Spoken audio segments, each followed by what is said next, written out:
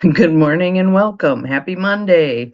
Jonelle, you must have been sitting there with your finger poised on the button. And then when I went go live, it spun and spun and spun and spun. So here I sit like, okay, don't move.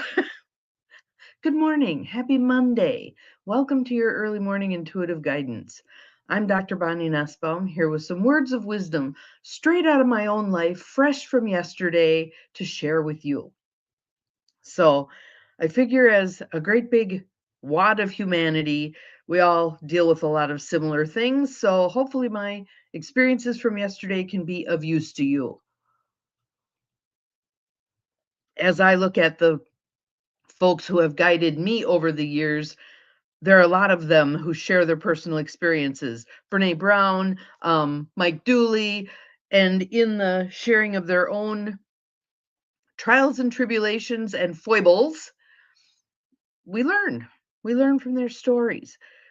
Again, storytelling. We learn from our stories. And I was able to see yesterday some of the stories being told internally in myself and in my siblings that were producing fine and weren't producing fine.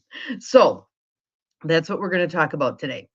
Um, so let's start with some tapping and some breath because grounding would be good.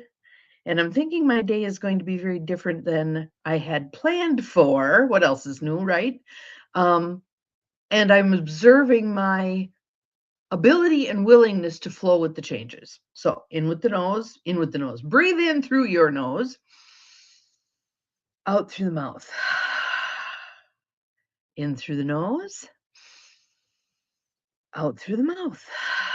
Good morning to whomever else. Gwen, good morning, good morning. In through the nose.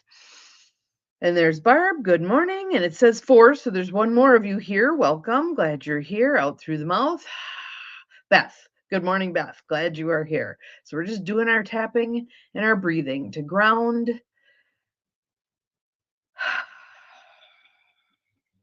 In through the nose. Good morning, Nancy. Welcome, welcome. And Maureen's here. Look at all the practical rebels. Gotta love it. Gotta love it. And Abigail, hello. Okay, so here's what I'm excited about. How many of you are here this morning? How many of you are here? And this particular topic, I think, being timely for all of us.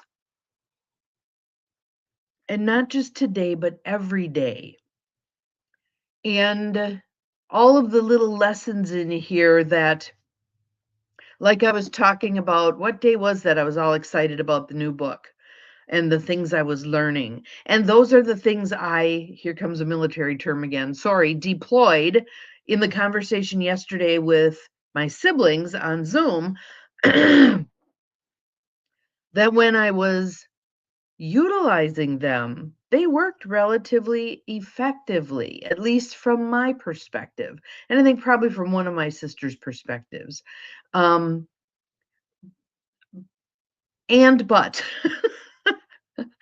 there were also opportunities in there that I missed.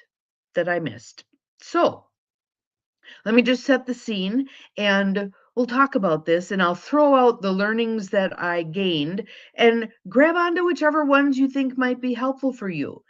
The first and biggest learning I want to trot out is when we're doing something new, people need time to adapt to it. Even if we say we're doing something new, which I kind of did at the beginning of the call, because I had called the call together. So they were kind of looking to me for like, okay, what's this about and where are we going? And I said, I want us to try something new. I want us to start with what's working, what's going well. I mean, I do that in my coaching sessions all the time. We start with what's working, what's going well. And some will refer back to their sheet from our previous session that has their action steps on it and talk about the ones that they did and they accomplished.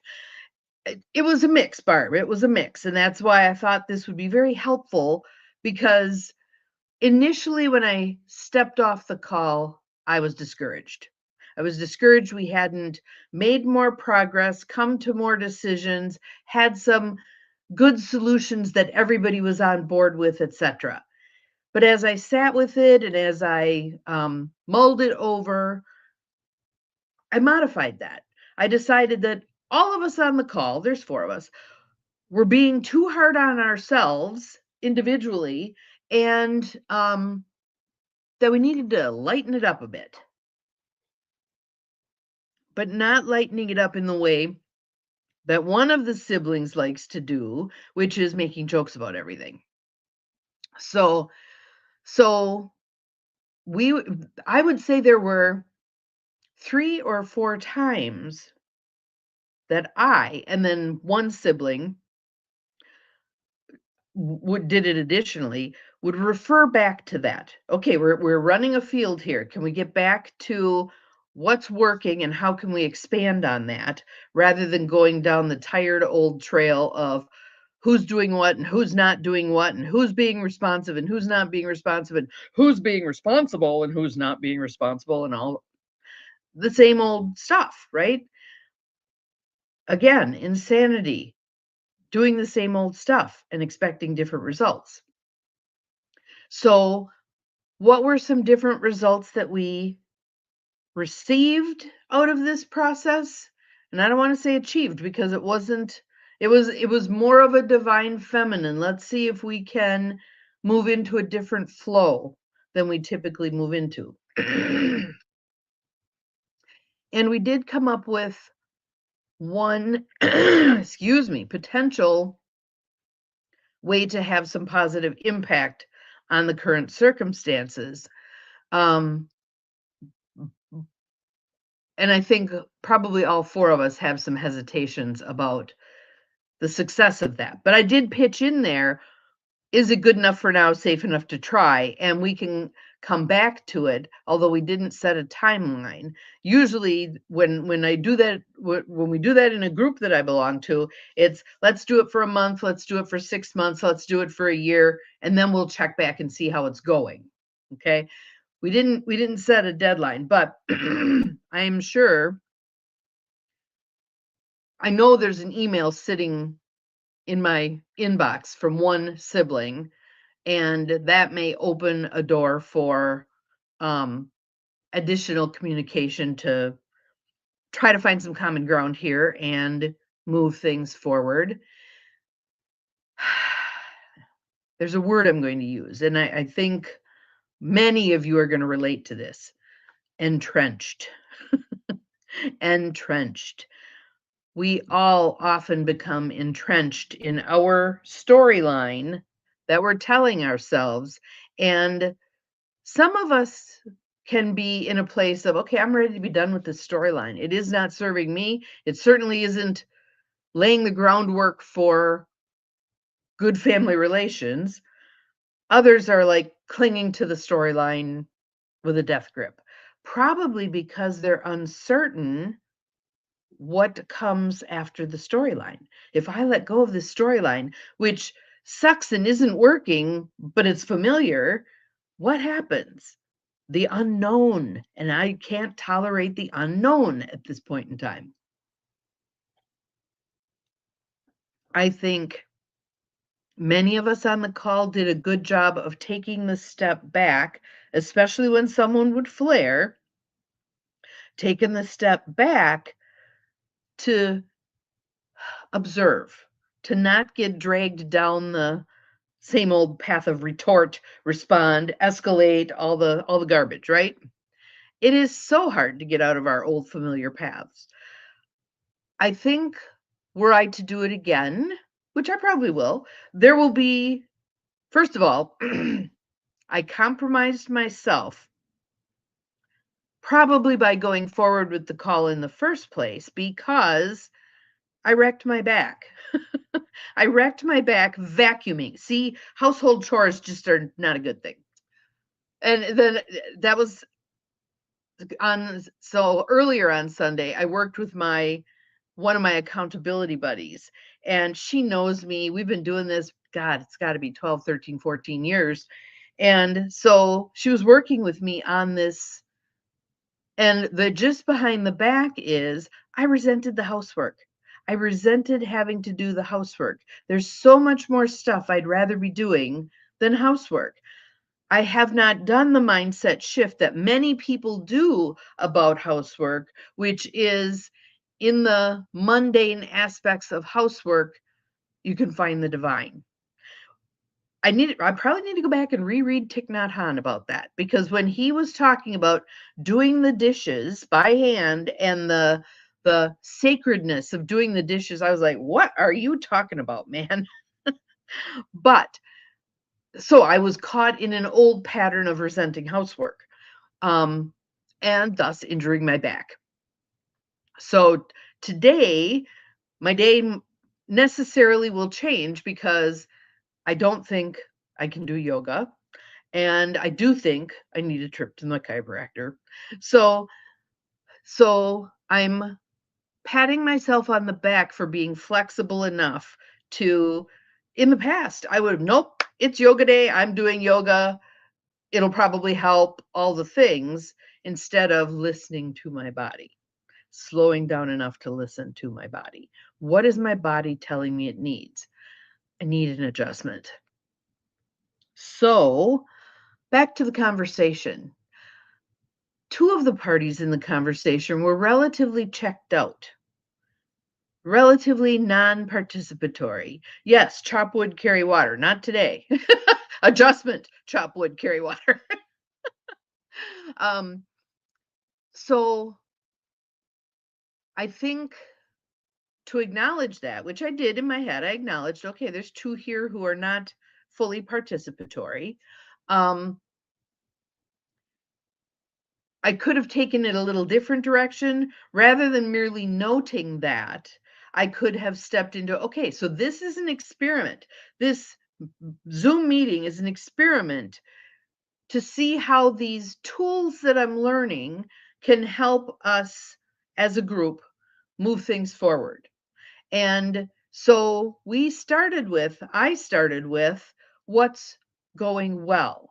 And I said, I thought Dad was getting phenomenal care because Vicky was investing so much time and energy into all of the appointments, all of the things, etc. First thing she said, but I missed the toenail appointment. So 8,000 appointments that he's there and he's there on time, and one that slipped her mind because she's overwhelmed, and that's the one she remembered. So remember the part I read in the book the other day about parenting? And I actually used this example with her at that point, saying, so your kid brings home 5 A's and 1 F, what do you focus on? And they all nodded, because that is what we were taught. That is what most of us were taught, right? We put the number wrong at the top of the paper instead of the number right. We as a society have so much that's out of whack. And when we look at all that's out of whack, we kind of go, oh my God. But again, change one little thing. Change one little thing, and the dominoes can do their work. Okay? So in this conversation, the one little thing that we changed was, instead of focusing on what was broken, what wasn't working, the axes to grind, all the stuff, we repeatedly came back to, and what's working, and how can we expand on that, and how can we use that to get everybody what they need. And an interesting point that came up, and we didn't really resolve it, but at least it's on the table, and I think that's fabulous, is the things that one family member sees that need to be done. There's multiple buildings involved here. There's a house, there's 2 garages, there's a warehouse. There's vehicles that need maintaining, there's equipment that needs maintaining, lawnmowers, snow blowers, all the stuff, right? And Dad's not able to do that anymore. And one of us seeing all of that, that's how that person functions, sees what's broken or what needs attention, but doesn't speak that to anybody else.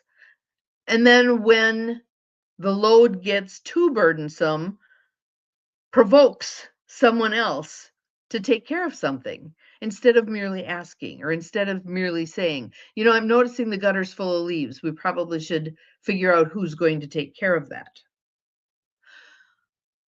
It's also the piece of not having been trained how to ask for help. It is do for yourself, figure it out, get it done, make it happen, blah, blah, blah. I have gotten, especially as I've gotten older, and when I owned a motel, I trained up that skill of asking for help, hiring people, bartering stuff, because I'm not going up on the roof. Forget it. Forget it. Back in the day in my 20s and 30s, I would have been up there. Not anymore. So the tool we came up with, which I don't suspect is going to work, but again, we laid the groundwork for if it doesn't work, we'll do something else, is creating a Google Doc that pings each of us when somebody has added something. I mean, we've got people all over the place. None of us are in the same location all the time. Pings all of us that somebody has added something that they've noticed that needs doing to the list, and the date it was added. Someone can then, with the timeline, what do they think? How big a deal is this? Is this an hair on fire? We've got to fix this now, like leak in the roof that the guy's coming today. I'll show him the problem. He'll take care of it. He'll fix it. Or is it something that, like, in the next 3 months, we need to take care of X, or 6 months, or 12 months, or whatever it is? But throw it up on the list so it's out of your head and you're not ruminating about all of this stuff, right? Because then you get to overwhelm. And an overwhelmed mind does nothing, or it gets hostile. The image I kept getting was the wounded animal backed into the corner and you're trying to help and it's snarling and biting and snapping because it doesn't know what else to do. So the thing with the list is it's a new platform for 2 out of the 4 of us, Google Docs. I'm relatively new to Google Docs, and I remember wanting to tear my hair out and say, just put this in a Word doc. Then I can make it do what I want it to do. So we'll see how it goes. If it doesn't work, then we'll tweak it. We'll do something different. What else can we do?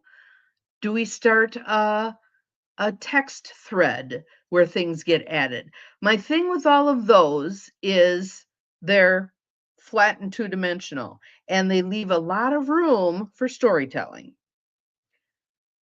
When we talk to each other, when we can see each other, like I could see on the Zoom when various people were checking out, including myself. There were periods of time where it's like, I don't know where to go with this. And so you step back, and we had quite a few dead silences, which for others are uncomfortable. For me, they're not at all uncomfortable because as a therapist, we use that as a tool. We wait, we're silent, we allow someone to sit with their thoughts and feelings. Eventually, they come forth with something, and then it's usually something that's good grist for the mill. So, but I can see the discomfort in other people when there's silences. And there's one of us in particular who tends to fill in the silences. And if we could allow that silence to just be there a little bit longer, I think some of the others who were reticent might cough up more. So, lots learned, lots learned. And at the end of the call, when I got off the call, I thought, well, that didn't pay. That wasn't helpful. Not going to do that again. What was the point? All the chatter only took about 20 minutes. Going to get some more tea, getting my ice situated with my back, and then I could start with, okay, where do we go from here? What might help this circumstance? Blah, blah, blah. And then text messages started rolling in from individual family members. And then one let me know that there's an email. So I'll check out the email. And I sent back, I think I'm going to wait on the email until tomorrow. when I have fresh eyes and I'm not, hopefully not in as much pain. So, yes, those are lessons learned. I hope there was something useful in here. Sometimes with family members, even if we can say, could we try an experiment? Could we just try doing some different things?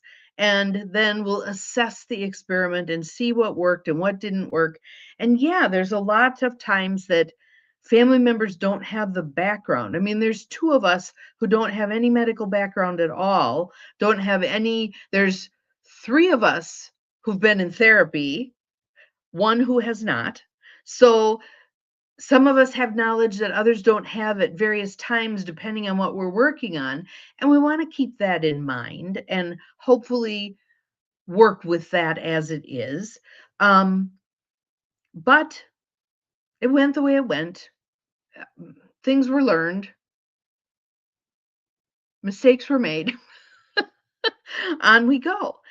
I hope there's something useful in here for you with your immediate family, for you with your extended family, for you with potentially alienated family members, um, friends, whatever it is. Are there things that there might be some of these tools that could be helpful? So that's it. I'm going to wait until 8 o'clock and I'm going to be the first call into the chiropractor. We'll see if we can get in today and get some things adjusted. One of my insights was, and I may have said this yesterday here, when my back goes out, how disempowered I feel. How disempowered I feel. And Bobby, my accountability buddy, said, "Well, yes, there goes your support. There goes your support." So, but it was good to observe that and good to take care of it. It's so interesting how oftentimes my back is an issue on the weekend when they're not there. Yes, family, planning a funeral for your mother-in-law. Yes. Yes. And that's one of the things we've been working on as a family because we know when dad passes away, the emotional stuff is going to hijack the logic and reason. And as much stuff as we can get taken care of ahead of time. Now, my grandmother and my mother were both planners. They had theirs all figured out, right? My dad, not so much. So, amongst us, what's most important to you? Can we talk about this? Etc. What are your intentions? What do you want to see? What do you not want to see? I have one person in the family who's put the kibosh on the picture boards, wants nothing to do with that. So if someone else wants to step in and do that, that can happen. If nobody wants to do that, we'll do other things. Yeah, so it should be interesting. Have an awesome Monday. Hopefully, there's some things to chew on here. Remember, we are human beings. We're sacred beings having this human experience, and being in the meat suit is hard. It's so much easier to be soaring around as spirit energy than it is to be embodied in these vehicles that lumber around the earth. So be kind to yourself. Be kind to yourself. Have an awesome Monday. We'll see you again tomorrow. Remember, you're capable of far more than you think you are. Bye bye.